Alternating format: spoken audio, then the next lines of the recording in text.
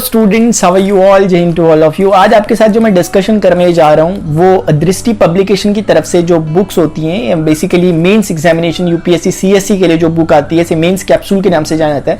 क्योंकि मेरे पास ये बुक्स आई थी तो मैंने सोचा कि आपके साथ इनका डिस्कशन एक बार कर लेता हूँ, एक ओवरव्यू आपको दे देता हूँ कि किस तरह की ये बुक्स हैं और आपको ताकि एक आइडिया लग सके। देखिए कंटेंट के बारे में कि क्वालिटी ऑफ कंटेंट, इसका जो किस तरह की क्वालिटी इसमें भी मौजूद है वो तो हमें प्रॉपर जब बुक को मैं एनालाइज करूंगा उसके बाद ही कुछ टाइम बाद आधा एक महीना लग जाएगा इसको देखने में, ताकि समझ में आ सके कि किस तरह से ये वर्थ इट रहेगी कि नहीं रहेगी, बिगिनर्स के लिए इसे लेना चाहिए कि नहीं लेना चाहिए, वो हम उसमें बाद में डिस्कस करेंगे। फिलहाल मैं इसकी अनबॉक्सिंग कर लेता हूं और उसके बाद मैं आपके साथ डिस्कशन करता हूं कि बुक में बेसिकली है क्या क्या।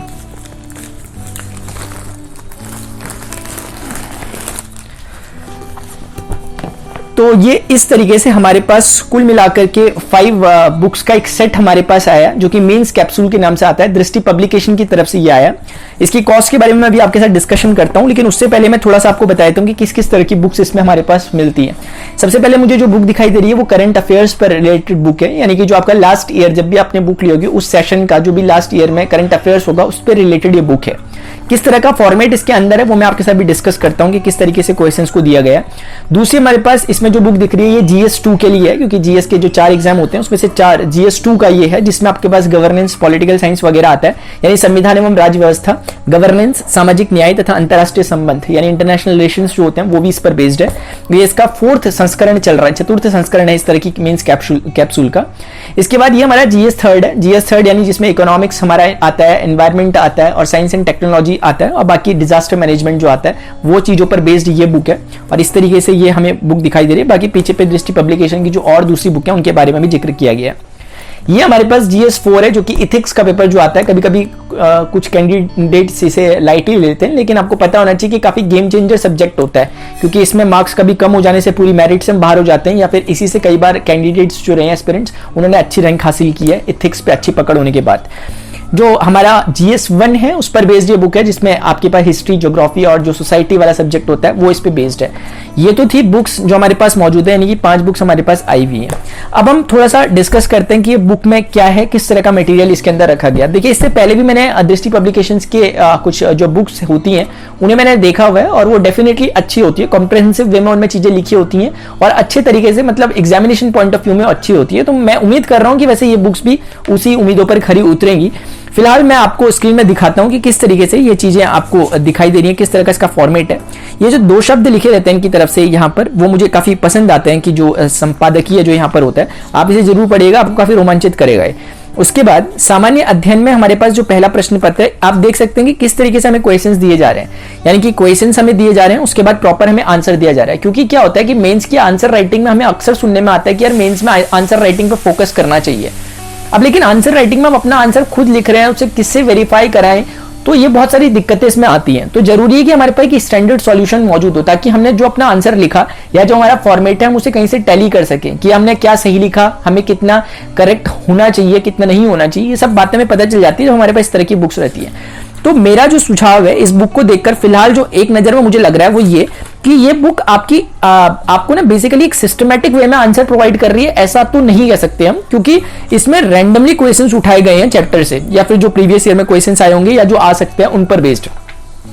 ये इस तरह की बुक नहीं है जो कि आपके कॉन्सेप्ट बिल्ड करेगी। इस बुक का जो मुख्य उद्देश्य है वो ये कि आपने जो कुछ अभी तक पढ़ लिया उस पर बेस्ड क्वेश्चन कैसे बन सकता है और उसको क्वेश्चन का जो आंसर करने की जो आंसर जो फ्रेम होना चाहिए वो किस तरीके से होना चाहिए, किस वर्ड लिमिट में होना चाहिए, क्या उसका फॉर्मेट होना चाहिए, क्या डायग्राम्स वगैरह उसके लिए बनने चाहिए नहीं बनने चाहिए, वो चीजें इसमें दिखाई गई हैं। अलग अलग बुक्स हमारे पास है, जैसे हमारे पास इथिक्स की बुक है, ये इथिक्स की बुक हमें इस तरह से दिख रही है और मुझे लगता है कि ये बेहतरीन रहेगी क्योंकि इसमें इन्होंने डायग्राम के थ्रू भी चीजों को समझाया हुआ है।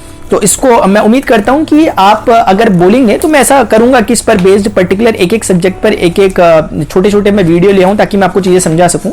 इसमें क्योंकि इस तरह का कोई इंडेक्स वगैरह होती नहीं है, इसीलिए मैं आपको इंडेक्स इसकी दिखा नहीं पा रहा, क्योंकि इसमें ऐसा कुछ नहीं है कि कोई सब्जेक्ट वाइज या फिर टॉपिक वाइज इन्होंने सब्जेक्ट को बांटा हुआ है। अगर ऐसा रहता तो मेरे हिसाब से बेहतर रहता कि अगर हम टॉपिक वाइज इसको बाइफरकेट कर देते, ठीक है। तो वो इसमें फिलहाल तो नहीं किया गया है, इसमें एक तरह से रैंडम वे में क्वेश्चंस को रखा गया है, यानी कि पर्टिकुलर सब्जेक्ट से रिलेटेड जैसे जीएस 1 है तो उसके सारे जो टॉपिक्स हैं उन्हें एक साथ उन्होंने रख दिया है क्वेश्चंस की फॉर्म में।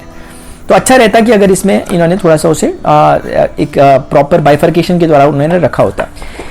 खैर, ये हमारे पास जो 5 बुक थी, मैंने कोशिश की कि आपको इनके बारे में मैं आपको बता सकूं, और ये बुक मैंने पोस्ट के द्वारा मेरे तक पहुंची है, और लगभग जो इनकी वैसे मार्केट वैल्यू जो इनकी होती है वो लगभग आपका जो डिलीवरी चार्जेस है उसके बाद लगभग 1225 रुपए तक की ये पड़ जाती है। और ये 5 बुक्स हैं। इससे पहले भी आपने देखा होगा और भी जो बुक्स होती हैं दृष्टि पब्लिकेशन की, अगर आपने कभी यूज करी हैं तो अच्छी हैं, मेरा अपना जो एक्सपीरियंस कहता है वो कहता है कि इससे पहले की अच्छी हैं। लेकिन इसके बारे में कि प्रॉपर एक आइडिया देने के लिए कि ये बुक बिगिनर्स के लिए सही है कि नहीं है, या फिर कोई अगर इसे लेना चाह रहा है, किस पढ़ाई के किस दौर में, किस पड़ाव में हमें इसे लेना चाहिए, कब हमारे लिए फ्रूटफुल रहेगी और कब नहीं रहेगी, वो मैं आपके साथ तभी डिस्कस कर पाऊंगा जब मैं इस बुक को खुद एनालाइज करूंगा।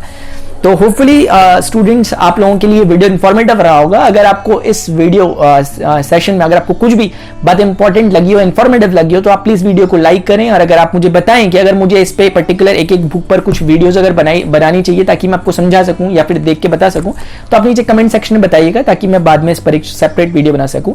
चैनल को आप जरूर सब्सक्राइब कर लें, क्योंकि यहाँ पर मैं न केवल इस तरह के वीडियोस बल्कि यूपीएससी के प्रिपरेशन के लिए जो हमारे जरूरी लेक्चर्स होते हैं, जरूरी टॉपिक्स होते हैं, उन पर भी मैं वीडियो बनाता हूँ। अभी रिसेंटली जब ये आपके सामने वीडियो अभी मैं बना रहा हूं, तो उस समय यूपीएससी मैथमेटिक्स ऑप्शनल का कोर्स शुरू हो चुका है और दूसरा हिस्ट्री का कोर्स मेरा चल रहा है। अभी ये 2 कोर्स चल रहे हैं। हो सकता है कि बाद में कभी आपको वीडियो मिले, तब तक मैंने और कोर्सेज स्टार्ट कर चुके हूं। लेकिन अभी स्पेशली हिंदी माध्यम के जो स्टूडेंट्स हैं उनके लिए मैंने हिस्ट्री को स्टार्ट किया है, और मैथमेटिक्स ऑप्शनल तो ऑब्वियसली इंग्लिश में ही है, तो वो इंग्लिश के लिए, जिसे हिंदी मीडियम वाले भी इंग्लिश में उसे देते हैं, तो आप उसका फायदा जरूर उठा सकते हैं। इसलिए चैनल को सब्सक्राइब भी जरूर करें और सेशंस को ज्वाइन किया करें जो क्लासेस मेरी हो रही हैं। अभी के लिए इतना ही, मिलते हैं अपने नेक्स्ट सेशन में। Till then good bye, see you, take care, जय हिंद, बाय बाय।